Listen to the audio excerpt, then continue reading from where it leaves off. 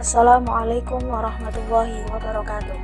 Perkenalkan, kami dari kelompok uji independen TITES yang beranggotakan Boga Silviana dengan NPM 0618013221, Rinita Dwi Soprayogi dengan NPM 0618013231, Yoga Aji Prakoso dengan NPM 0618013561, Wanda Silviana dengan NPM 0618013871, Ella Sofiana dengan NPM 0618013951. Uji independen TITES merupakan uji parametrik yang bertujuan untuk mengetahui ada tidaknya perbedaan antara dua sampel yang diberikan perlakuan berbeda pada setiap sampelnya. Sebelum melakukan uji independen TITES, kita harus mengetahui asumsi yang harus dipenuhi untuk pelaksanaan uji ini. Asumsi ini antara lain: pertama, kedua sampel tidak saling berpasangan.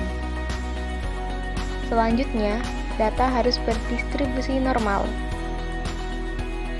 Kemudian, data berskala interval atau rasio. Dan yang terakhir, variasi antar kelompok sama atau homogen.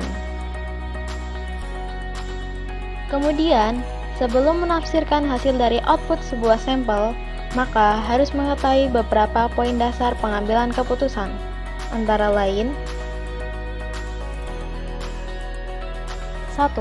Jika nilai signifikan to-child lebih dari 0,05, maka HO diterima dan H1 ditolak, yang berarti tidak ada perbedaan antara kedua sampel.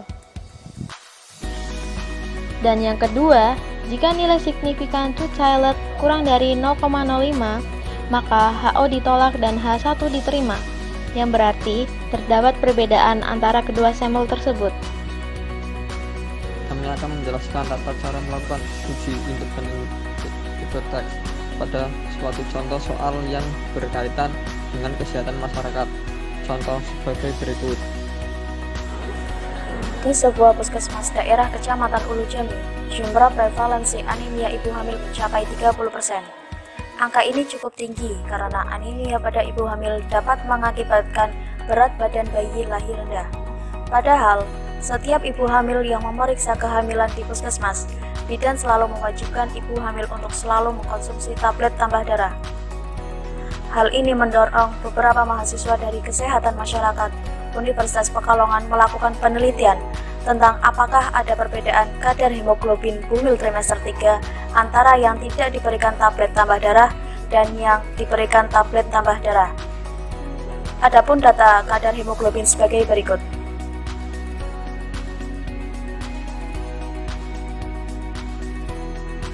Data tersebut diolah dengan menggunakan metode independen TITES untuk mengetahui perbedaan tingkat HB pada ibu hamil yang tidak diberikan tablet tambah darah dan yang diberikan tablet tambah darah.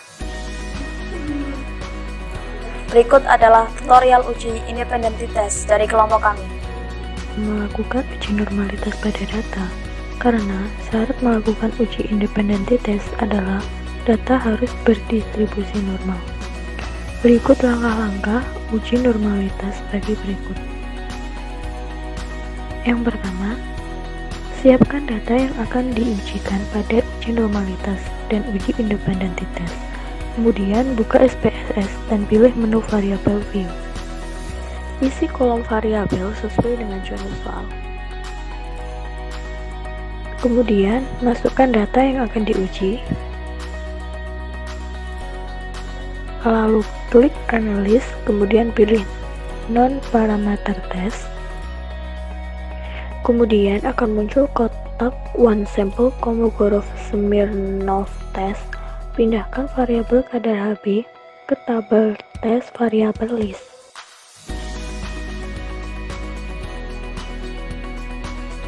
Pada kotak Test Distribution, centang pilihan normal.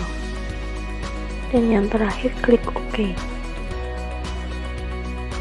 Dari output tersebut, dapat dilihat bahwa nilai signifikan 0,41, yang mana itu lebih dari alfa 0,05. sehingga HO diterima dan data kadar Hb ibu hamil merupakan data yang berdistribusi normal.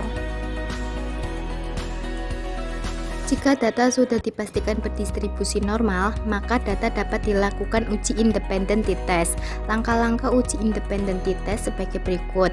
Langkah pertama, isi value pada data sebelumnya pada variabel kadar Hb ibu hamil dengan keterangan value 1, responden tidak diberikan tablet tambah darah.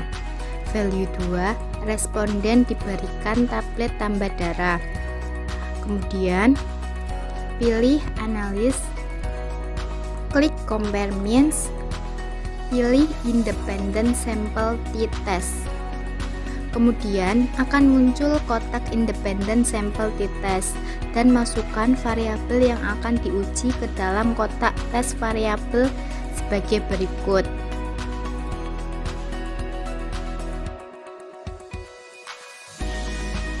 Selanjutnya, klik define group dan isi masing-masing kelompok. Grup pertama isi 1, grup 2 isi 2. Lalu klik option. Pastikan CI yaitu 95% dan pilih exclude case analysis by analyst pada kotak missing values. Lalu klik continue dan OK. Kemudian akan muncul tab baru berupa output dari uji independen t-test data tersebut.